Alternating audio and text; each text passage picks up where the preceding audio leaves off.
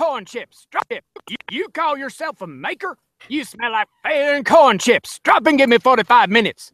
This is not your grandparents' Tinker Toys. This is a creators collective, private. Listen up and don't give me that face. Herberholz, Wright, and Walker are about to demonstrate the proper way to create. And if you have questions, you had better be in the live chat. Otherwise, I'm going to plant my boot so far up your hiney that your mother is going to be crying. Now, listen up, you jelly-pasted cow pies. Well, welcome back in for another week at the Creators Collective. I hope you guys have been liking these intros. We've been having kind of fun putting together, and we have a few others planned that should be interesting.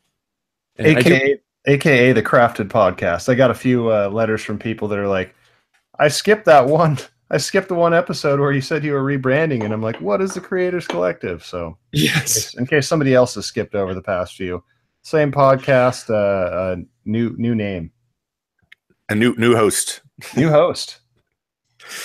Yeah. All right, carry on, James. You there? Did we lose him? Uh-oh. That was strange. His face is still in our chat, but he's frozen with a really creepy look on his face. Yeah, he looks like Mr. Burns in his picture. Doesn't he? I don't know if you guys in the live chat can see it, but like it froze and he looks just like Mr. Burns in the live chat. It's pretty good. Well, hopefully he'll join back up here in a second. Yeah. What's new with you, William? Oh man, we had a meetup on Saturday that went really awesome. That was with me and Paul Jackman. Had about 15 or 20 guys show up at one of my very favorite live edge slab dealers.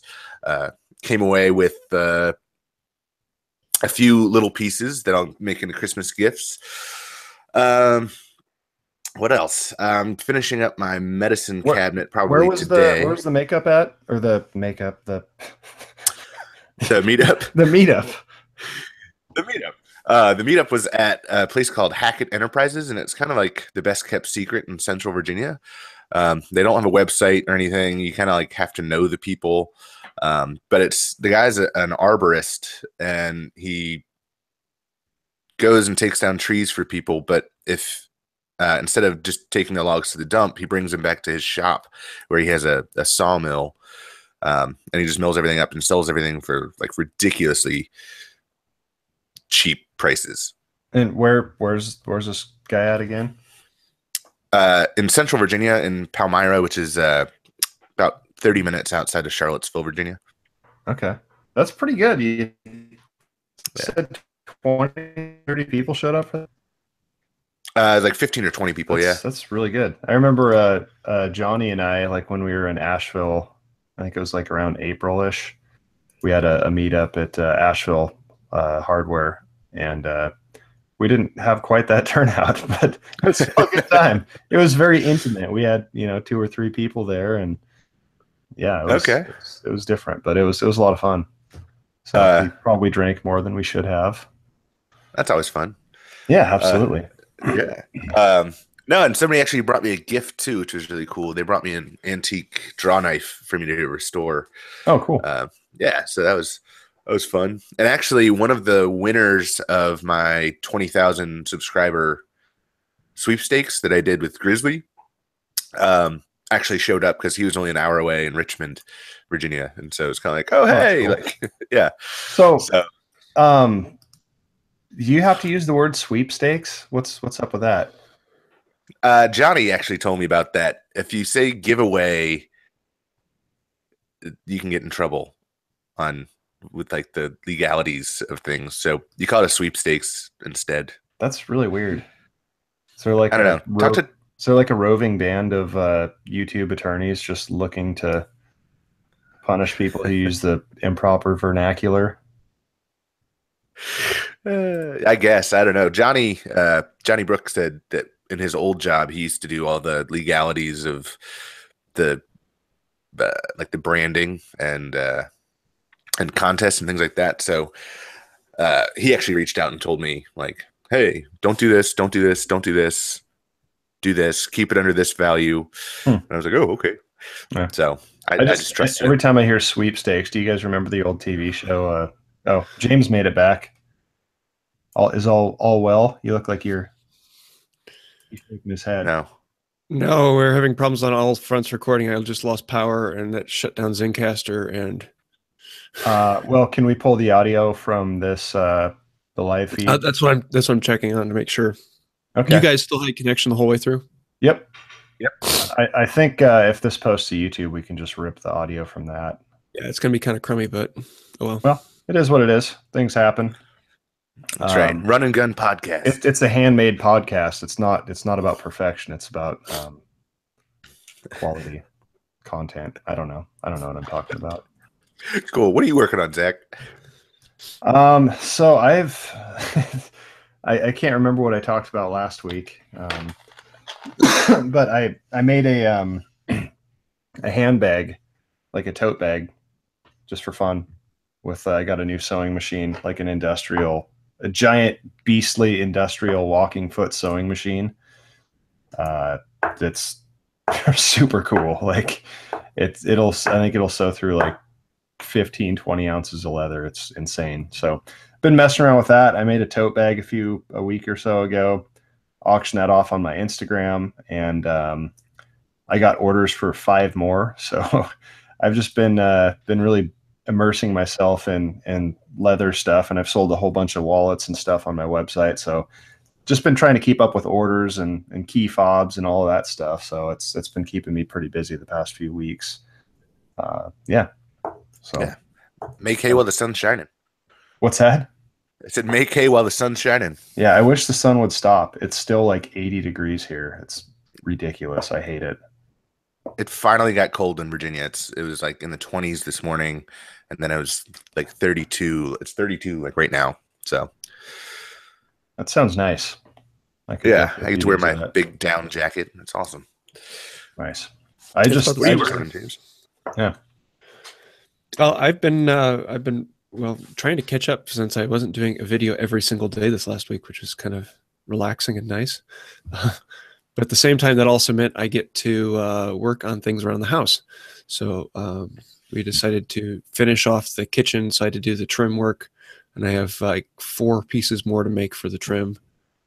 That's a lot of fun. I'm actually making our own trim, very craftsman style, all hickory throughout the house. And the last thing I have to do is the backsplash in the kitchen, and it'll be done. So, yeah, cool. Nice. What are you making the backsplash out of? It'll be it's tile, but it looks like steel, so okay. It's kind of an interesting metallic looking tile, very modern looking, which is we're kind of going for arts and crafts in a modern setting. So very simplistic arts and crafts, square edges, square corners, but then to have the modern can lights countersunk into the ceiling, and then backsplash and some extra modern touches here and there, metal looking. Cool. So I'm really looking forward to the final picture on it. It's kind of getting close. Nice. I made my backsplash out of curly walnut. Ooh. Yeah, I've had a lot of people asking me, why didn't you make the countertop out of wood? And I, as much as I like the look of it, it's not what we want, and it requires a lot more maintenance. Whereas the solid surface, the Corian type countertop is just, it's there. It doesn't require any maintenance. There's nothing on it that you get scratched up, you can just sand it down and keep going. That's why I went with tile, because it was pretty bulletproof. See, I'm not a big fan of tile due to the grout, but yeah, everything's different though. Yeah, no, the grout, I did the grout myself, and I didn't do a very good job because I'm not a tile guy. And so I call that my 5-year plan. I'll probably tear that up in 5 years and put something cooler down. Sounds about right. Yeah, so a lot of people ask, why did you do it that way? So, if I don't like it, then I can redo it. I mean, what's the point? I mean, it's not like I have to pay someone to come in and do it. I can do it myself. Yeah. But other than that, I've been a little bit more turning. I did the video coming out today is turning a letter opener, and that was a lot of fun. I did curly white oak. Nice. I love curly white oak and anything turned. And then I did the other one out of ebony, I had this small scrap of ebony for a pin blank, but it wasn't long enough for a full pin blank, but it was perfect for the letter opener kit. And that was a pure challenge because the whole blank was actually under a rather large amount of tension, and it was just splitting apart and cracking out on me the whole way, turning it down. Mm-hmm. So it's like half made of CA, but it turned out pretty well. I was happy with it in the end. That's like when I turn bowls. I turn all my bowls green, and I usually try to find like a crotch or something that's a lot of compression figure, a lot of tension, and it's like a race to get it turned thin enough to where it won't crack. But like if I start turning and I get about like halfway done with the bowl, and then I go have lunch or something and come back, it'll lost so much moisture that it'll actually start coming apart on the chuck. It'll start like cracking apart. Wow. Yeah. Yeah. I don't know if I'm a fan of green crotch.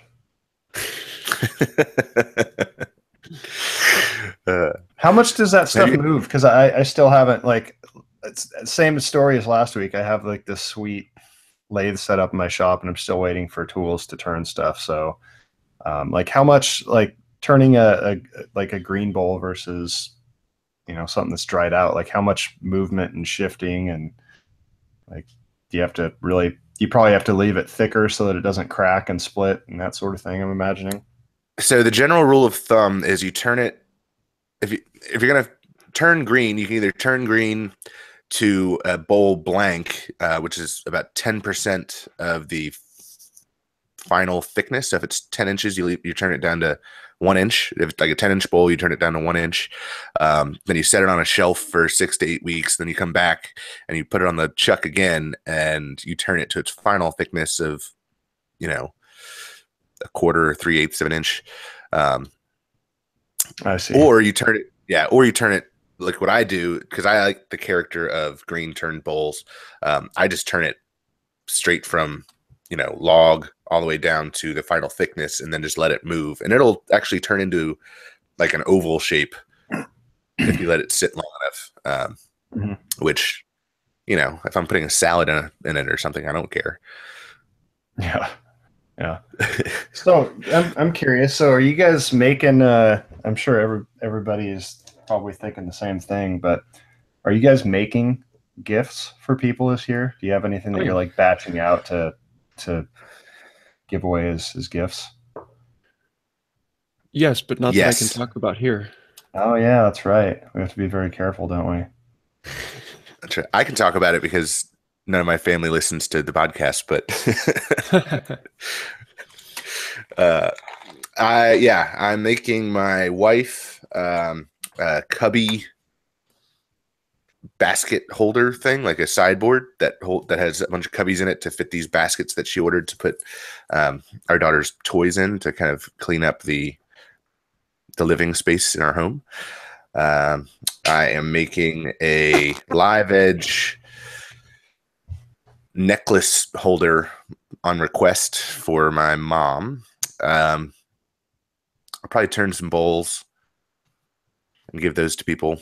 But yeah, this year I asked everybody what they wanted, and everybody wanted something handmade. So, like handmade from you or from anybody? Yeah, like handmade from me. No, yeah, right. I don't care who makes it. Yeah, handmade from me. Yeah. They want an original William Walker. Nice. Yeah, I'm doing the same thing. How about, I think I'm probably going to get my wife one of those tote bags. She was like, I had to pry it from her fingers when I sent out the first one. So probably do something like that for her, and doing a lot of like leather wallets and snap wallets and card holders and stuff. So that's my go-to. So that's one of the things I like about the lathe is it's very quick to make a gift and be done with it. I mean, in 15 minutes you can turn a pin and finished and complete. I've never done one of those. I'm actually really excited to. Hopefully here in the next few weeks I'll turn a pin. So it's a lot of fun. Yeah. Did you guys both talk about what you were doing this week? We did. Okay. Yeah. Well, when we lost you. Yes. Yeah. I have tentative power here. So I've got a question for James. Okay. As the hand tool expert. So I love my Bedrock 604 smoothing plane, and I sharpen it pretty frequently. But I was working on this this cherry medicine cabinet that I keep talking about, and from freshly sharpened to like pretty almost dull, like chattering across the surface. What do you think would be causing it to dull so fast? I mean, cherry's not outrageously hard or anything. It's probably just the steel. Does it do it on other woods? Like chatter? I haven't tested it on. Yeah. I don't know. I just noticed it mostly on this project because I was fitting back panels into like housing dados in the back of the cabinet, and making mission style doors to fit in the groove of the stiles and rails. And so I'd take a little off the edges with the smoothing plane and then fit it again and then go back. And then I noticed maybe after 4 times of doing that, like it would start chattering across the surface and not taking a smooth shaving. Well, one of the other issues is with diffuse porous woods like cherry and maple. They tend to be a little bit more prone to chattering because woods like oak and ash they're ring porous, so they have all these voids in them that the blade can catch on easier. So it's easier for the blade to dive into the wood because there's that void for it to fit in it, for that to catch on. Whereas with like cherry and maple, there aren't any voids in the wood for the blade to catch on. And so if it's anywhere close to dull, it just skips over the top. Okay. So you're going to notice it being dull a little bit more. Because I mean, like with oak, I can run that blade until it's like I dragged it across the concrete. It'll still always catch and dive into the wood. I'll be getting a ragged cut, and I'll be getting tracks from nicks in the blade. But with a more diffuse porous wood like cherry or particularly maple, because it's harder, you'll notice that skipping earlier. Yeah, I've had that happen before where I'm like, I just keep lowering the blade on my plane, thinking that it's not like deep enough to make a cut. Especially like my smoothing plane, I can get that thing sharp, and I feel like I keep lowering it until I'm like, wow, the blade is like 1/8 of an inch. Like it's insanely too far. And if you feel the need to lower the blade on a plane that has been working, it's gotten dull. Yeah. Okay. Or if you ever think, I wonder if my blade is dull, you should have sharpened it 10, 15 minutes ago. Okay. It just seemed like it went really quick. Granted, the blade is 100 years old, and it's not PMV 111 or whatever the super steel is.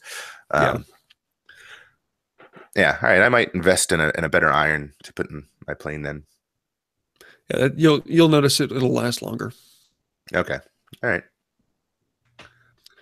You guys want to dive into questions? Absolutely. Let's do it. Yeah, what do we got? Tracy Keaton asked the question: is there a tool similar to a spoke shave that creates a concave surface? Do either of you want to attack that?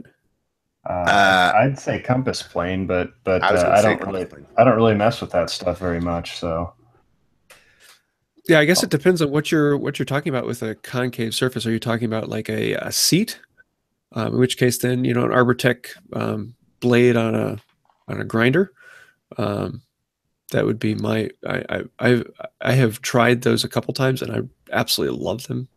They're fantastic. I want to say you could use a cabinet scraper with a radiused card scraper in it. Yeah. Well, the traditional tool is a oh, come on, I just had the word a moment ago. Well, you have a scorp, which is scorp is basically an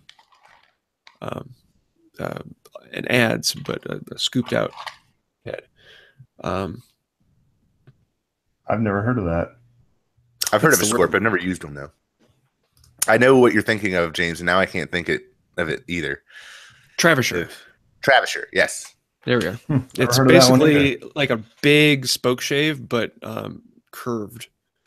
And that's the traditional tool for carving out the bottom of seats. Those are a lot of fun to use. Yeah, Johnny Brooks, the seat that he did for his FabTech build with the ArborTech is like, I got to see that thing in person when we were in Chicago, and it's perfect. So yeah, that would definitely be the way I would go about it. They leave a great smooth surface. Just like it is a knife cut. It's not like a sanding grinder where it grinds out by cutting tiny little scratches. It actually is a plain blade that cuts the wood and leaves a really nice surface. I gotta try one of those. I was talking to Paul Jackman on Saturday about the leg lamp that he did because we had our meetup, and he said that he absolutely loved the turbo plane and that I should get one. So I'm thinking about it. Definitely worth it. So you got Here's another a fun question. Yeah. Master of None asks, here's a question. Being let go from my day job and starting my own business as a handyman, how much time should I dedicate to making things, videos, or should I focus on just getting more local jobs? So Zach, do you want to take this one? Because you went full-time. Yeah. I mean, I think everybody's going to have a different opinion on this. I mean, if I were in the same boat, which I have been, I've been in that situation. Well, I wasn't let go, but the first thing I would do is try and get as much local work as you can, because that kind of puts your roots in, and you can kind of get some money coming in consistently and predictably. Trying to I still don't make money on YouTube. Like, I mean, not enough to make a living on. Yeah. So, I mean, it's good for exposure, and I've said it before in some of the earlier podcasts, but YouTube started out for me as just a way to document my commission pieces so that I could show to customers kind of like, okay, here's how much work went into your project. Because people have no idea. People have no clue that a chair isn't just 4 pieces of wood that you screw to a flat surface. Like, they don't understand how much work actually goes into making things. So I thought, okay, I'm going to document this and I'll show it to them, and that'll help me, kind of validate the price that I'm asking for this stuff and that I'm charging. And YouTube kind of took off from there. And it's been an invaluable tool as both a resume and, pitching my identity, exposure, and, all the stuff that I'm doing now. But it's not a money maker for me. You get some sponsorship opportunities and stuff that can make you some money. But YouTube in and of itself, I feel like, is not a good business plan if you're going to rely solely on the income that you make from your videos. Yeah. So I'd say the same. Yeah. I'd say the same thing. YouTube it started as more of a passion and a buzz generator for the pieces that I was making. So if you can find more local jobs, then I would definitely go that route, because that's what's going to pay the bills. And if you make videos along, with those jobs, then that's great too. And it just like Zach said, it's a resume builder. And it kind of becomes this novelty of, when people contact me, they think I'm probably going to make a video out of the commission that I'm making for them. So it's kind of like I have a Will Walker, not to say, I'm not like, yeah. I'm it's not like you're totally being egotistical right now, William. I can't believe that, man. You should bring your ego down a few notches there. Yeah, I know. But YouTube also opened the door to work with big companies like Grizzly, like toolstoday.com, that are filling my shop with needed tools that I don't have to reinvest to make more money on the job. So yeah, I would say definitely focus on getting paying jobs first and putting YouTube, even though it's fun, second.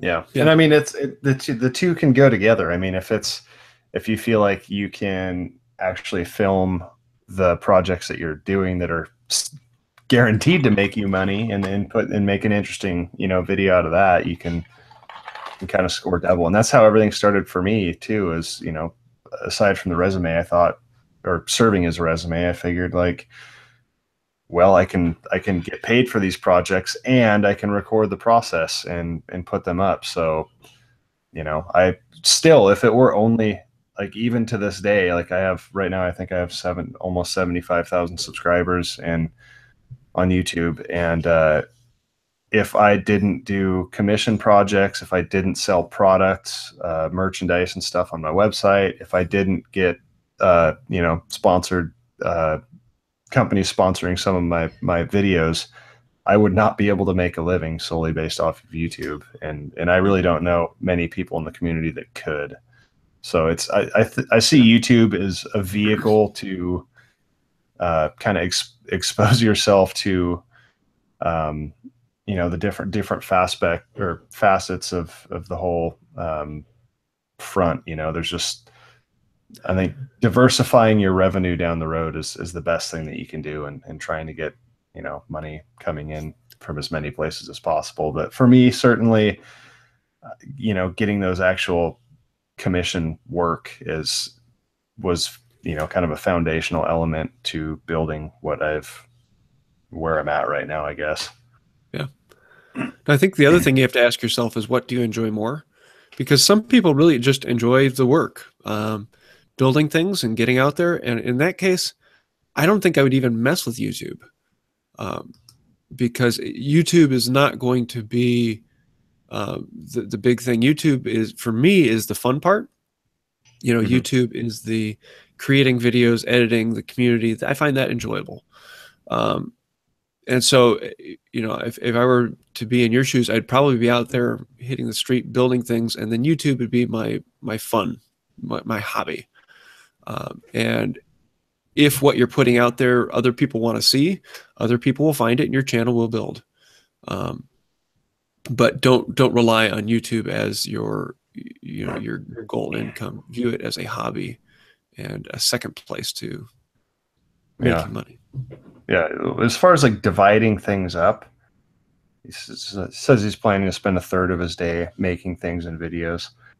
I don't really ever break it down into that. I just kind of do what needs to be done. And, as time allows.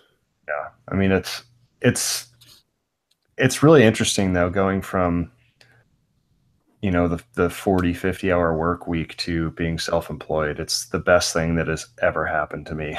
Like, having, I think one of the issues with working a job is that you can only work, 9-10 hours a day. And when you work for yourself, if you want, you can work 14 hours a day and work a half day the next day. Or, you can work twice as hard for twice as long, and then, take the next day off if you need to. And, just kind of looking at things from a job perspective and whatever your timeline is. And yeah, so it's freeing. You end up working more, but it doesn't feel like work. Your work is then fit around your life, as opposed to your life being fit around your work. Yeah. Exactly. Like, I never have the feeling of like, I wish I were doing something else, which that's huge, because I think every hour I've spent in my life working a job, I've wished I was doing something else. But this, I don't. Yeah, even like on the letter opener I was turning the other day, it was falling apart. It was a mess. It was a pain. I was throwing things in the shop. I was angry. I would walk away, and 15 minutes later I'd come back and attack it again. But even that, when it was probably one of the worst days in the shop I've had in a long time, I was still, it was still a better day than I would have had otherwise. Yeah.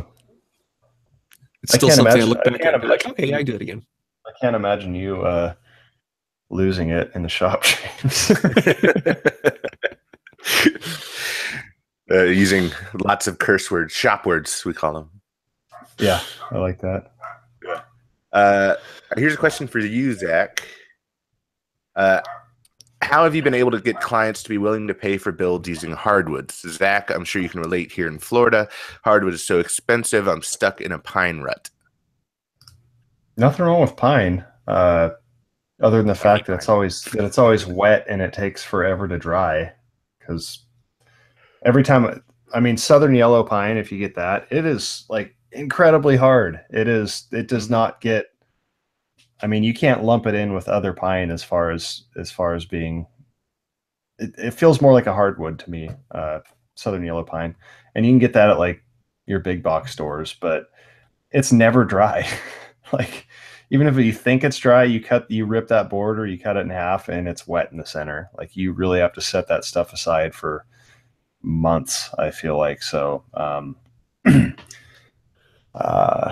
yeah, as far as hardwood goes, I mean, I have a few standbys. Like I really like ash, not just because it's cheap. I mean, that's certainly a perk of it, but I really never. I always pitch whenever I'm designing a project for somebody, I will always build it or sketch it up and price it out with the materials that I want to use, like what I think will look best. If that's walnut, then it's walnut. If it's, something exotic and crazy, like, then that's how I'm gonna put it together and bill it out. And then when I pitch it to the client, I'll essentially say, hey, look, I really want to use, walnut and zebra wood and tannins and whatever the project calls for. If this is outside your price range, we can work with some other materials. But lately, most of the projects that I've been doing for people are industrial, and there's a lot of steel and kind of that old factory look. So it really hasn't necessitated any fancy exotic woods for that point. That's why I like ash. I feel like it has really nice figuring. Usually it takes stain very well, and it's pretty easy to work with, and it's super hard. So it just sort of depends, but I mean, you just factor that stuff into the price. If it's more expensive, they have to pay for it. Well, then also talk to him about the longevity of the work and the amount that you spend extra for hardwood over, a pine from the big box store it's considerable, but for the amount of time that piece of work will last you, for a normal tabletop or something of that nature, a good hardwood that's not going to get dinged up and scratched easily is going to bring you far more joy than a soft top. Yeah. So tell them about how long it's going to last and what it's going to actually bring them in difference. My biggest seller on hardwoods, if I'm making something like a dining table or something, is, well, so first of all, I think Pinterest has ruined the pricing market for crafts people, because people see something on Pinterest and say, well, they did it, and they only charge $200 on Etsy, and I'm like, well, then buy it from them. But if you use a hardwood, especially on a tabletop, just explain to them, if you write your grocery list on top of your kitchen table on a piece of paper, you can dent the wood underneath if you use something soft like pine, like an old spy trick where you go back and you run the pencil over the graphite over the paper to trace what the person before you wrote on the piece of paper. Same thing happens. Big Lebowski. Remember when he pulls a sketch out of the guy's pocket? Yeah. It's one of the best scenes in any movie ever. One of my favorite movies of all time. But in that scenario, I would pitch something like oak, which is relatively cheap. I think it's like $350 a board foot right now. Which, if you compare that to big box store pine, it's not that much more. But I don't know about Hickory is actually pretty cheap usually. But is it? We don't get any of the cool hickory down here. I tried to get some of the, I don't know what you call it, like the it almost, like the calico pattern hickory that's like Yeah. has a lot of heartwood and I don't know if it's heartwood and sapwood on there. They generally just ship the white hickory. Yeah, that's all we have here, and it's like I'm not going to go through the hassle of trying to cut and machine that lumber if it doesn't have the figuring that. Well, the thing I've done with the hickory actually on the trim and cabinets in ours is you can make hickory look almost identical to white oak, at least from a distance. Is it cheaper than white oak? Yes.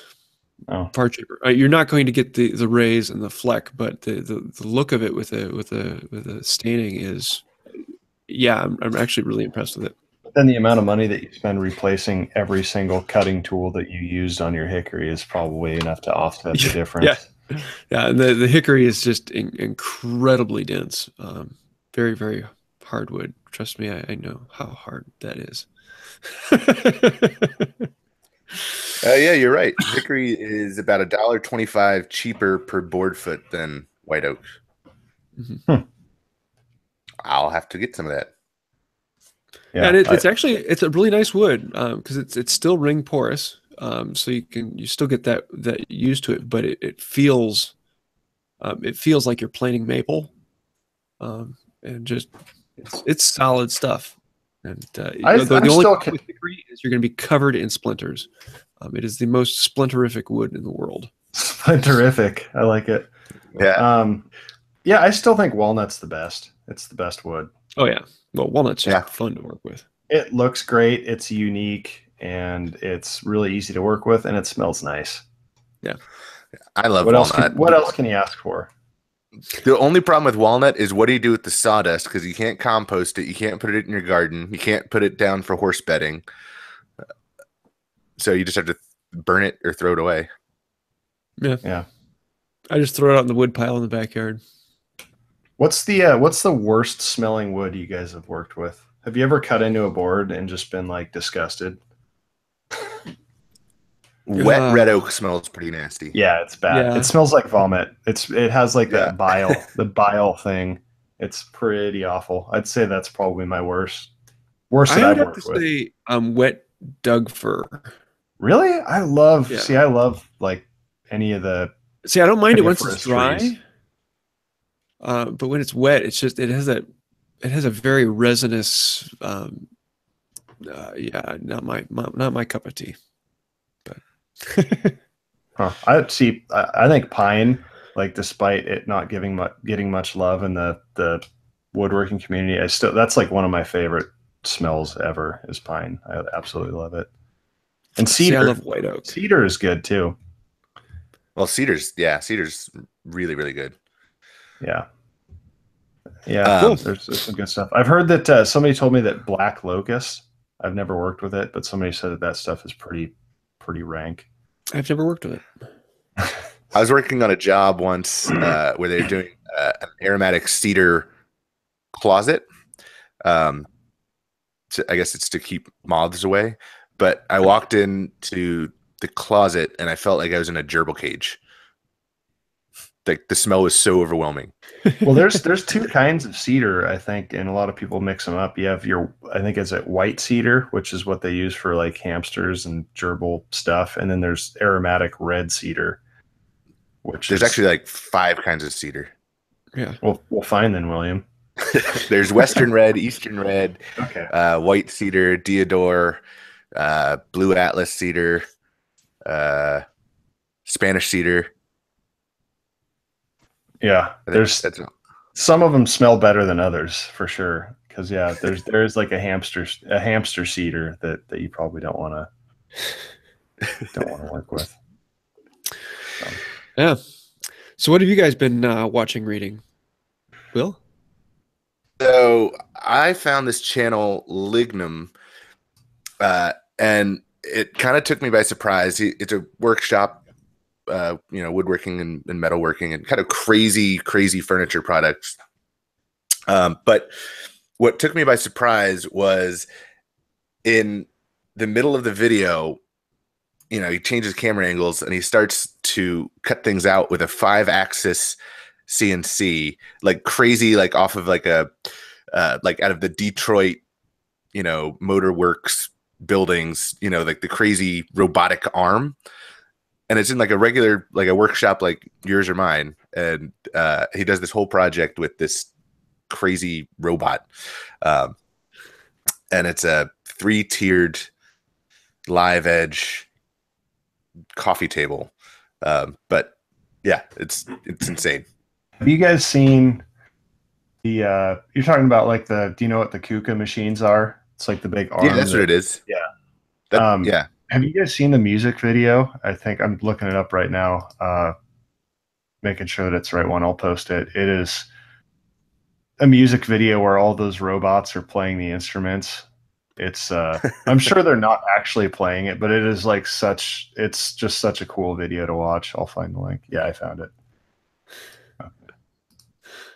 It's a little bit off topic. You guys are making fun of me, but but yeah, that's what it was. It was a KUKA machine, and I never heard it called that before, but you knew what it was, so that's a brand. There you go. Oh, okay. They had a whole bunch of them at FabTech. Okay. Do you think this guy like bought it at auction or something? Like an old like plant shut down? Don't know. I mean, oh, are you talking about the music video? No, this Lignum guy. Oh, I haven't seen the video, so I don't know. Lignum I shop. have to look it up. Yeah, the music video is really cool, though. It's not really related to anything but your recommendation, but still, it's pretty cool to watch. So, what are you watching, James, or reading? I'm watching Daniel Slowy. You know how good I am with names. He's from Argentina, and he does mostly hand tool woodworking, but does some really gorgeous stuff. He made a spring pole lathe, but made it with a drive head. So basically, rather than the rope wrapping around the work, it wraps around a sized pulley that then you have a drive head that connects into. So you chuck it up just like you would for any powered lathe, but it still runs with a spring pole. But with that, he's also working on a shave horse right now that is just absolutely gorgeous. The thing's having carved surfaces on it, and yeah, I love watching his stuff. And I've been following him for about 2 years now. Not a very well-known channel. He doesn't talk much during the videos, but does some amazing work. So definitely check him out. So for me, I'm still reading. I haven't had as much time to read the past week as normal, but I'm still reading Tribes by Seth Godin, which I'm kind of neutral about. There's some good nuggets in there, but it really feels like a pep rally. Like each sentence is like 6 words, so it's just like it just doesn't flow very well. But there's a lot of good information in there. It's kind of a branding, marketing, topical book. As far as what I'm watching, I just saw this video yesterday of a metal artist named Alan Williams. He has a YouTube channel with like 2 or 3 videos, but the one that I watched is it's called Creatures from the Deep. It's just kind of a inspirational video of this guy and the work he does and his designs, and it's just really well done. So the guy does some really cool work, like metal sculptures. So that is my suggestion for the week. Sweet. Well, favorite tool of the week, Will? So finishing up this medicine cabinet, I was using this mission style adjustable panel door router bit that Tools Today sent me. And what's cool about this thing is it comes with a stack of shims, so you can shim the cutters to meet your whatever the size panel you have, whether it's 1/4 inch plywood or 1/2 inch or 3/8 or 5/16 or so that worked out really well because I was making my own book matched panel doors out of some curly cherry. And so after taking it through the bandsaw, resawing, and then planing down the bandsaw marks, I had to have that, had to dial in that exact fit. So that's my favorite tool this week. Sweetness. Zach? anything Mine to- is a product more so than a tool. In that video that I just put up this week, which was a little bit abnormal.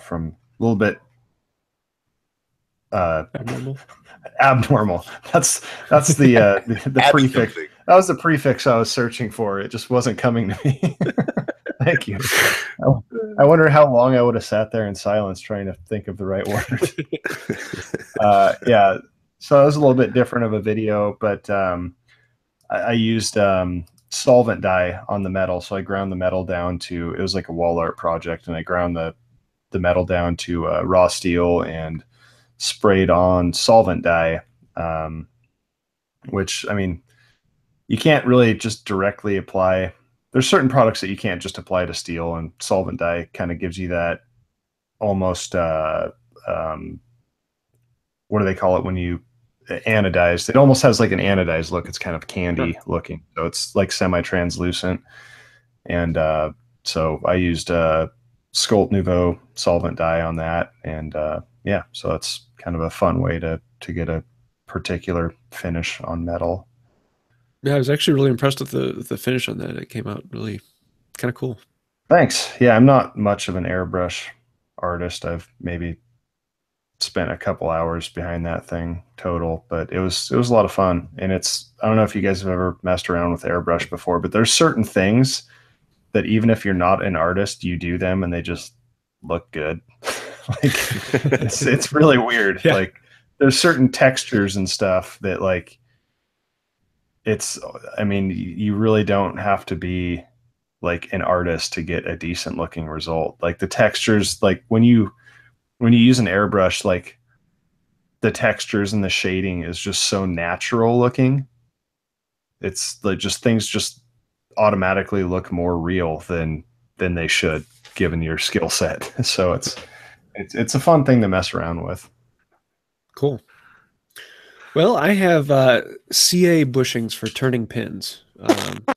It's one of those things that I know I should have gotten a long time ago, and it was on the list and I never got to it. Well, I finally got a set, and I love them. What's the CA? Is that like a cyanoacrylate? acrylate? Yeah, so you're doing your super glue finish on a pin. So you're building up a film on there, and then you buff it down to a gloss shine. And the problem with it is if you're using the normal steel bushings, you often end up gluing the steel bushing to the workpiece as well as gluing the steel bushing to the mandrel. Okay. And that becomes a pain when you're trying to take it apart. And I've broken two pins that, I've completely turned them. I buffed them. Everything is done on it. And I've broken them trying to get them off the mandrel because I've glued it together. And that is no fun.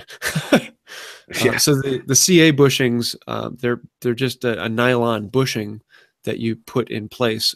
So once you finish turning it, you take it off the mandrel, you replace the steel bushings on either end with these nylon bushings, and the CA glue doesn't stick to it.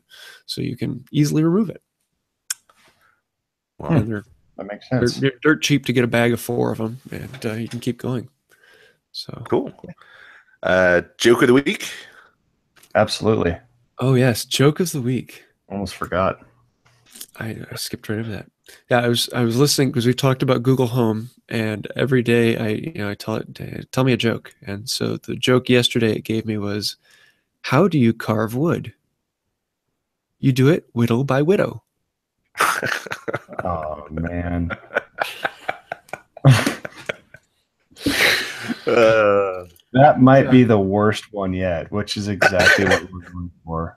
That's terrible. Yeah, so that was a lot of fun. I love Google Home, if I haven't said that already. That's awful. So that's about it for this week. Yep. I do want to say a huge thank you to our patrons on Patreon, Make, Build, Modify, Master of None, and Debbie Brooke, our top patrons. And thank you for that. If you guys want to find out more about Patreon, you can do that. I'll leave more information in the description below. Also, all of the links and everything we've talked about, that will be in the show notes. You can find that on, it's currently hosted on my website, woodbyright.com. We're going to be getting a separate domain for that here soon. But it's also on the show notes in, well, wherever you watch your podcasts. That's about it. Until next time, have a wonderful day. Take care. See you guys.